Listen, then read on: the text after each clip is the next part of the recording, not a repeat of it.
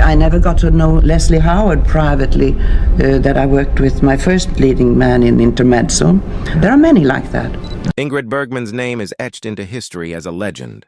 Her life, marked by heartache, resilience, and dazzling triumphs, is a story the world knows well. But hidden beneath the surface of her public persona was a secret, a love that she carried with her through the tumult of her life. A man whose presence haunted her dreams, a man so significant that his name could have shaken the very foundation of her carefully constructed world. In 1982, after battling cancer, Ingrid Bergman passed away. But what her daughters discovered after her death would unravel a part of her story the world never knew. Amidst the quiet shadows of her wardrobe, they found a memoir of her words, written in secret. And within its pages, Ingrid confessed to something that had long been buried, a love, a connection, a man who had gripped her heart and soul. He was massive, Ingrid wrote, not just in size but in the power of his presence. Who was this man, and why did she keep him hidden away, even at the cost of her own heart's truth? Ingrid's life was as radiant as it was tragic. Born in Stockholm, her childhood was filled with loss. Her mother died when she was just a toddler, and her father followed soon after. Orphaned by the age of 12, Ingrid, shy and sensitive, grew up under the care of relatives, with the stage as her only escape from the pain.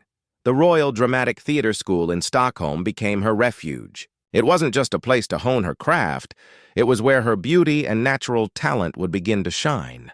Early roles in Swedish cinema proved that she wasn't just a face to admire, she was a force. Her grief, her light, and her soul poured into every performance, leaving an imprint on audiences that went far beyond her striking looks. Then, in 1939, an opportunity came that would change everything. The legendary producer David O. Selznick saw something in Ingrid that others hadn't. He brought her to Hollywood, where she quickly became an overnight sensation. She wasn't like the other stars of the time. Where they were polished, crafted, and designed for glamour, Ingrid was raw and unfiltered, her beauty standing in stark contrast to the manufactured stars of the day. Her career was meteoric. Over the course of her life, Ingrid left behind a staggering legacy of over 50 films across Sweden, Germany, the United States, Italy, and France. She didn't just become a star, she became an icon. 3 Oscars, 2 Emmys, 1 Tony, BAFTAs, Italy's prestigious David di Donatello. Ingrid had it all and then some, but the peak of her success was not without its price. At the height of her career, Ingrid found herself in the midst of a scandal that would change everything. She pursued a passionate affair with Italian director Roberto Rossellini, even while still married and with a young daughter. What was meant to be a private love affair turned public, and the world's judgment was swift. She was no longer the wholesome, beloved star, she was a sinner in the eyes of the public. The press crucified her. Congress denounced her. One senator even called for her to be banned from the screen. And so, in disgrace, Ingrid fled to Italy, her career in Hollywood seemingly over, her reputation in tatters. But the consequences were far heavier than anyone could have imagined. Ingrid's relationship with her children became strained. Her eldest daughter, Pia, was separated from her for years, and the scars of that time would never fully heal. Her 3 children with Rossellini twins, Isabella and Isotta, and Roberto Jr. grew up in a tumultuous world, one defined by division and uncertainty. Through 3 marriages, 3 divorces, and countless loves, Ingrid's life was defined by constant emotional upheaval. Yet, no matter what life threw her way, she remained determined to survive.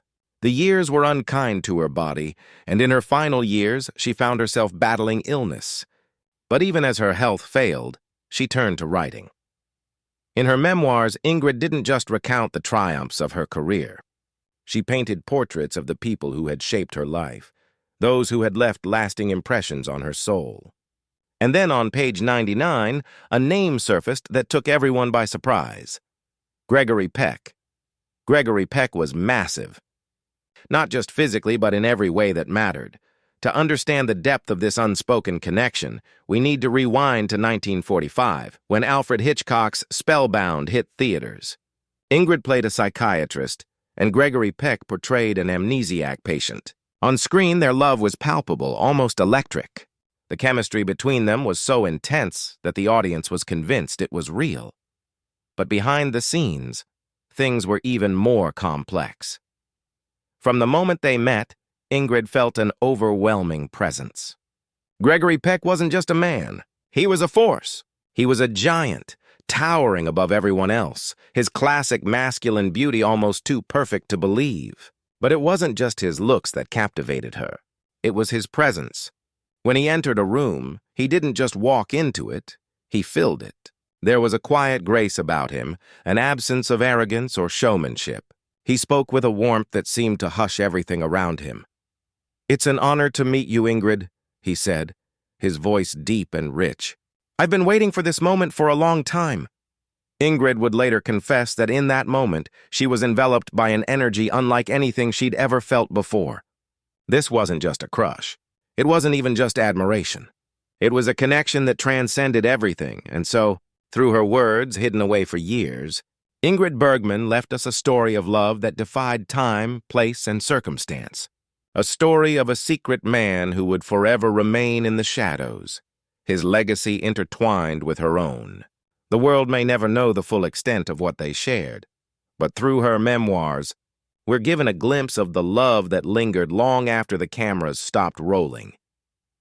Gregory Peck was a man unlike any other, a blend of strength and tenderness, a presence so commanding yet so calming. It seemed to envelop those around him in a quiet, unwavering safety. His every gesture carried a quiet power, and for Ingrid Bergman, it was an allure that transcended mere attraction. As the months of filming Spellbound went on, a bond began to form between them, an invisible thread pulling them closer, one that went far beyond the screen. It wasn't lust, Ingrid would later admit. It was reverence, a deep emotional surrender. It was a connection so pure that sometimes, when she looked at him, she would forget her lines, lost in his gaze from across the set. What struck Ingrid most was Gregory's integrity. In a Hollywood filled with temptation and scandal, he remained untouched. He was a man who never faltered, a man who stayed true to himself and always supported the newcomers. He was a rock amidst the chaos, a rarity in an industry that chewed people up and spit them out. Ingrid's life continued with incredible highs and devastating lows. She conquered Broadway, achieved cinematic glory in Europe, weathered storms of scandal, and battled illness. Yet, no matter where her journey took her, Gregory Peck was always there in her mind. Even in her dreams, he sat across from her, his gaze soft yet intense. It was a tenderness she could never quite explain, a yearning, a longing that lived within her heart, as if it had brushed against something timeless. When Spellbound was filmed in 1940, Gregory was already married, and Ingrid was in her first marriage to Dr. Peter Lindstrom. On screen, their love was electric, and whispers soon began to spread. Were their feelings spilling over from the script? For years, neither Gregory nor Ingrid ever spoke about their personal lives. It wasn't until decades later that Gregory would speak up, his words a soft confession. "I loved her, and I think that's enough," he said in an interview. "I was young, and so was she. We bonded during those weeks of hard work." It started innocently enough after filming. Ingrid and Gregory often walked home together, their conversations deep and personal. Ingrid shared her struggles with fame, the toll it took on her soul. Her marriage to Lindstrom, a conservative dentist, was disintegrating. As her career took her further into the limelight, Lindstrom wanted nothing more than for her to step away, to live quietly, to be just a wife and mother. Their differences became too great, and soon Ingrid found herself drifting away. Then Gregory appeared not as a critic, but as a confidant. He didn't judge her. He just listened, offering understanding and support when she needed it most. It was the connection Ingrid could no longer feel in her unraveling marriage. One morning, a crew member recalled, Ingrid and Gregory arrived on set later than usual.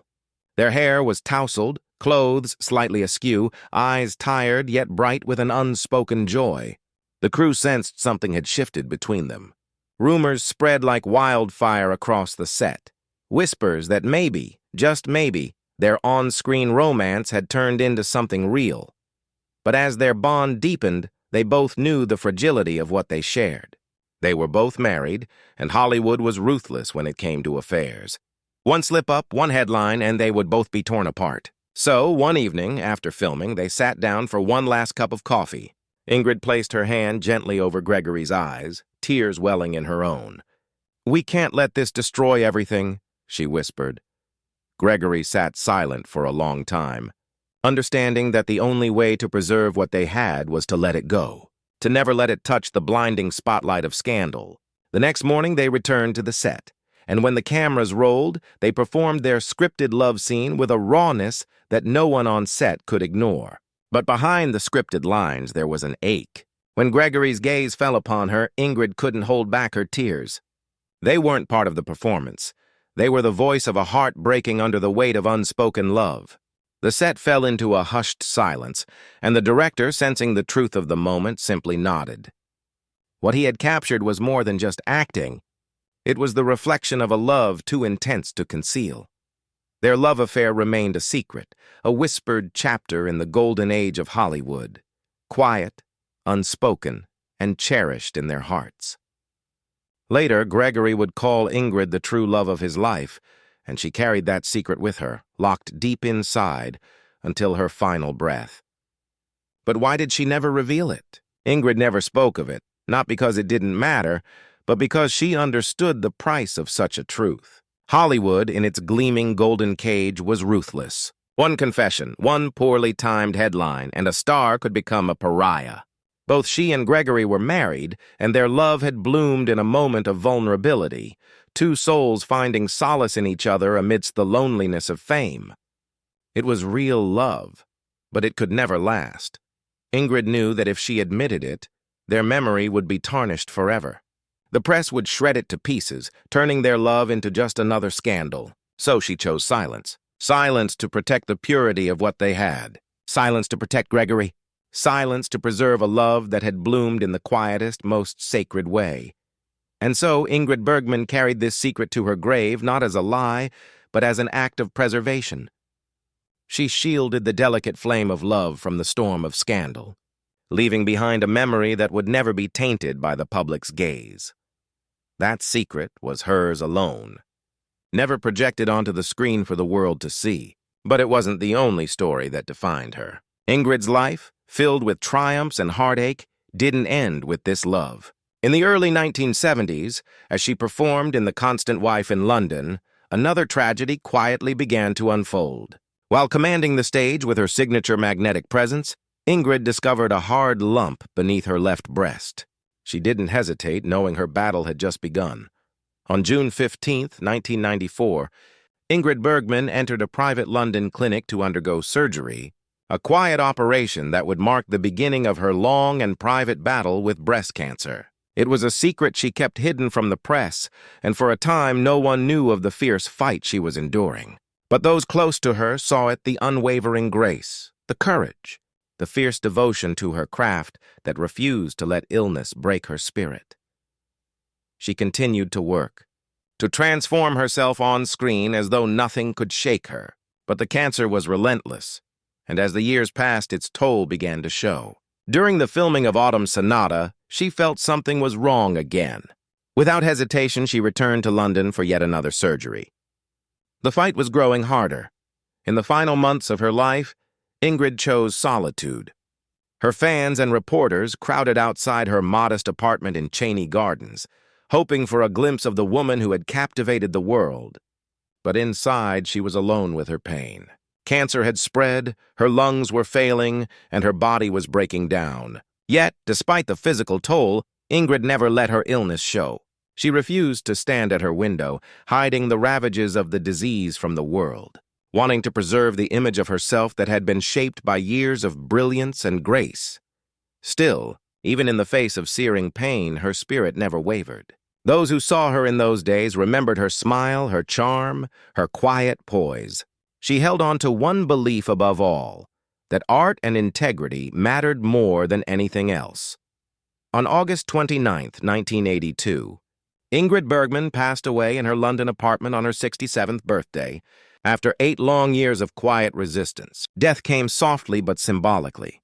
The woman who had lived her life under the spotlight left this world on the very day she had entered it. Her funeral was held at St. Martin in the Fields, Trafalgar Square, where thousands gathered to say their goodbyes. Later, her ashes were scattered at sea, near the shores of her childhood home in Sweden, completing the circle of a life that began in Stockholm and ended in London. When the curtain fell on her life, people wondered what remained of this remarkable woman. Beyond the scandals, the immortal roles, and the shining lights, the answer lies in her legacy. A legacy time could never erase. Ingrid Bergman lived boldly, never conforming to the narrow expectations of her time. She knew glory and disgrace, joy and heartbreak. Yet she never surrendered her integrity or her devotion to art. Her legacy lives not only in films like Casablanca, Gaslight, and Autumn Sonata, but in her spirit, a woman who dared to love, to defy scandal, to leave Hollywood in search of herself, and to perform on stage even as her body deteriorated. As one critic once wrote, Bergman did not die on August 29, 1982. She simply left the stage, and the applause for her will echo forever. In the late 1970s, despite her deteriorating health, Ingrid Bergman fought on with an unmatched will. In 1982, she completed her final role in A Woman Called Golda, portraying Israeli Prime Minister Golda Meir. Her performance was nothing short of powerful, earning her both an Emmy and a Golden Globe. Though she never lived to see its release, it was her proud farewell and artist's final bow after dedicating her life to the stage and screen. Her legacy is timeless. The American Film Institute ranks her among the greatest actresses of all time, and she has a star on the Hollywood Walk of Fame. In 2015, to mark her centenary, the Cannes Film Festival chose her image for its official poster, a rare honor for a true legend. The Swedish Film Institute has dedicated a permanent exhibition to her life and work, ensuring her story endures for generations. Ingrid's influence lives on in countless ways. In 1984, a red velvet rose was named after her, symbolizing her passion, pride, and vitality. A statue of her stands in Stockholm, a tribute to the Swedish girl who became a global icon. But Ingrid Bergman was more than just a star. She became a muse for artists worldwide. In 1950, the legendary folk singer Woody Guthrie wrote a song called An Ingrid Bergman, comparing her beauty and spirit to a force of nature.